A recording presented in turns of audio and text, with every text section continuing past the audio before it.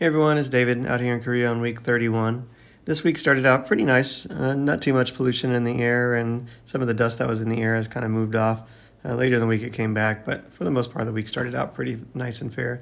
I got an invite to go to a Korean E-Mart, and the E-Marts are kind of like a Costco. They got a little bit of everything: clothing, makeup, food, pretty well everything you can possibly think of. Really nice store. And so I took the opportunity to go along, and it turned out to be a really cool trip. I had a lot of fun, and got to see something besides what's directly around me. It was about 20 minutes away from where we live at, and it was, like I said, a good time. There's a lot of cool things there, a lot of stuff that I've never seen before or have seen in videos about Korea, but not actually ever experienced them myself. So some of the stores around where I live at are a little bit more Americanized, whereas this one was fully Korean, which was really cool to see.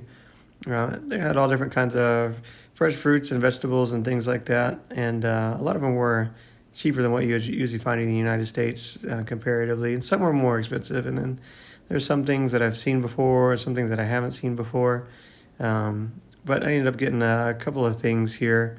I really needed some bananas, so I was told not to get certain bananas versus other bananas, and so I was told these were the best, so I ended up getting those.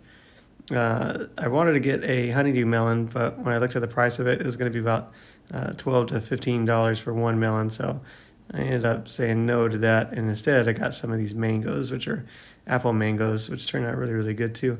You see the presentation's a little bit nicer here with all their fruits and vegetables too. Everything is well taken care of to prevent it from bruising or spoiling or getting damaged in any way. This place also had a cool food court too. By the time we got there, it was a little later at night, and so I think everything was kind of slowing down, or if not closed. But it's pretty neat to see all of it anyway. This place also has a fresh seafood market, which is really cool. And I really like seafood, but I'm hesitant to make it myself just because I'm always leery of undercooking seafood or not cooking it properly and wasting the money on it.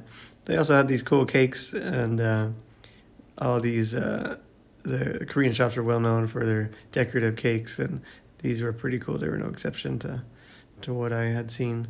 Pretty neat. I also ended up getting these little fish pastries. I don't know what you actually call them, but they were really, really good, and I've enjoyed them. And I've seen them in videos before, and thought I might want to try some. And so I actually had the opportunity, and they're really good. Like I said, the store has just about everything, all kinds of home goods, a little bit of everything that you could possibly need. It's kind of like I don't know, a mix between a Walmart, a Costco, and a Target, all slammed together into one. So pretty neat place. Better than the Panda Mart that I often frequent. That's more like I guess a dollar store version of this type of store, whereas this one's a little bit more upscale, a little bit nicer, and has some nicer quality items. So what I ended up getting all together, whenever I got back, kind of sorted through my haul, and these were the little fish pastries that I got, and it was like 5 for $1 or something like that. And since it's the end of the day, the guy threw some extra in there for me. I also had these cool peanut pastries in there too, but I ended up eating all of those. But they actually had whole peanuts inside of it, which was really cool. And I didn't think I was going to like it, but whenever I actually bit into it, these are pretty good. So ended up finishing off the pastries later that day, and they're really good. I'd definitely go back for some more of those. Ended up getting this 2-pack of tofu, which I had to ask the guy I was with because he speaks Korean if I was getting the right one. He said yeah, so I haven't tried it yet. And these are apparently famous in Korea. They're just almonds, but these are mint chocolate ones. So I don't like mint chocolate, so I'm going to send that back to my girls back at home. My lovely wife and beautiful daughter eat them. These, I don't even know what these are. Some kind of rice cake with red bean paste inside of it, which I tried them, and not my thing, but they were good. And then these jellies, someone gave me one of these one time, and they're really, really good. You can find them back in the States, but they don't look as clear, and they don't look as refined as these do. So any opportunity I get to buy some of these, I try to get them. And then this is the No brand, which the No brand seems to be kind of like the store brand, I guess you could say, of these types of chips. But I was convinced that I needed to get those, and I haven't actually tried them yet. I think I might just send them home to my girls. And the apple mangoes they saw me getting earlier. These I already ate both of them, and that was probably the best thing that I got from the produce section. They were really good. And then I also got some Greek yogurt. I've been eating a little Greek yogurt for breakfast just because it's high in protein and you can mix it with anything and make a good breakfast out of it. And then I also ended up getting some of this, it's like an orange chicken or so I was told. Again, I can't read Korean, so I just had to go off the advice of everybody else that can speak Korean and tells me what I'm getting. And I also got these things as well. They're fish cakes, and I ended up putting those in the air fryer, and they puff up, and they're really, really good. I enjoyed those. And then I also got this honey, I think it's soy honey flavored fried Korean chicken, and I've been taking those for lunches. And I also got my favorite yogurt. It's a drinkable yogurt, but it's apple flavored, and you can't find that anywhere else. And that one's really good. So every time I get the opportunity, I get it. Also found Heinz Sriracha ketchup. I hadn't seen that before, so I ended up getting a bottle of it, but haven't tried it just yet. I haven't found something I want to put it on just yet. I also found one of these beers that the whole top comes off the top of it. I don't even necessarily like the beer. I just think it's cool that the top comes off of it. And I wish I could find those back in the States. And I got the bananas also that are come in this little package sealed like this so that way you don't accidentally smush them. And I ate those for the week, and they just tasted like regular bananas, but packaging was part of the marketing and sold me on it. These strawberries looked really, really good, and they were absolutely really, really good. But notice one thing with strawberries is they kind of go bad pretty quickly here, so you got to eat them pretty quick. I also got this little bun filled with red bean paste, and that was pretty good too. That was from the bakery that they had there in the store. And I got these Korean mangoes also, or not mangoes, melons, and these were, I don't think they were quite ripe yet. When I peeled them, they tasted a little bit more like a gourd than they did a melon, and so maybe I did it wrong, but yeah, they weren't my favorite. I also got these cool little sausages, like a chicken sausage. I'll probably end up like cutting those up and putting them in a soup or something like that later. I haven't actually tried them yet, but they look good. And then I wanted some dumplings, and I was told these are the good dumplings, so I can't wait to try those. They actually look really good. And then I got some more jellies this time. I tried to get all different flavors that they had, and like I said, these are just really, really good. The jelly is so clear on it. It tastes amazing too. So, and then I also bought this to send back home to my lovely wife. It's just kind of like a wok, but a griddle at the same time. So it's not deep as a wok, but it just looked like it'd be fun to do like stir fry kind of stuff in. Like I said, later in the week, it got a little bit more overcast, a little bit more polluted, but the weather started warming up, so it's kind of nice.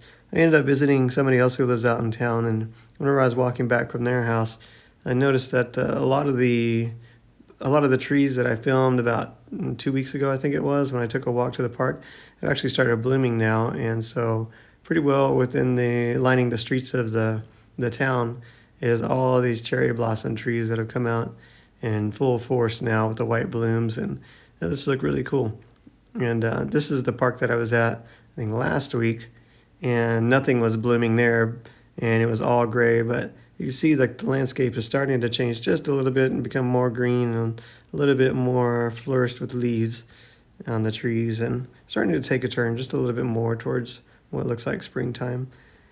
Walking through all these little villages and towns, you can make your way between different houses, and everybody seems to have their own little independent farm or garden, I guess you could call it. But as you walk through, everybody seems to be planting something different, and it's kind of cool to see that everybody has their own little space to grow that. I don't know if they're growing it just for personal use or if that's something they intend to sell later, but it's pretty cool to see it. But it's always, these little farms, and this farmland is just right adjacent to these big apartment buildings and these living areas. So everything is a good peppering of urban area and then farmland all scattered together and mixed together. As you can see, as the sun starts going down, you can definitely tell how much pollution there is just hanging in the air. But as I kept walking, I kept seeing more and more of these trees blooming, and they're really pretty when they bloom. I'm hoping that they don't just drop all the leaves and go back to being barren again. But everybody keeps telling me that's probably what's going to happen, is all the leaves are going to hit the ground, and then you'll just have this white smattering of leaves everywhere. But I've seen some other trees that are not cherry blossoms that have started to bloom, just little tiny blooms. So it looks like those will probably actually flourish and become fully leaved trees, like these trees right here, for example. They don't quite have leaves on them yet, but they actually have buds on them, which I'm hoping turn into pretty green leaves. Everything's starting to turn. It's just not quite there yet. There's still things that are brown and kind of still winterized. But I'm hoping that ends pretty quickly and we start seeing some less greenery. Looking at the future forecast, it kind of shows that there's going to be some warmer temperatures. I think there's even a day in the 80s, or maybe it hits 80 within the next week or so. So this seems like the springtime is going to be very, very short, and it's going to get into sweltering summertime very rapidly, which is fine by me. I'll take the heat over the cold any day of the week, and sounds like that's what we're getting into, so it makes me happy. These were some of the biggest trees that I had seen with the white blooms on it. I'm not sure they're cherry blossoms, but I'm going to guess and that's what they are. But this street was literally blocks and blocks of just these blooming. And like I said, most of them are about 10 foot, 12 foot high. These are a good 15 to 20 foot high. So really cool to see those. And like I said, just rows and rows and rows of them all starting to bloom now. That's all I got for this week. Thank everybody for watching, and God bless you all.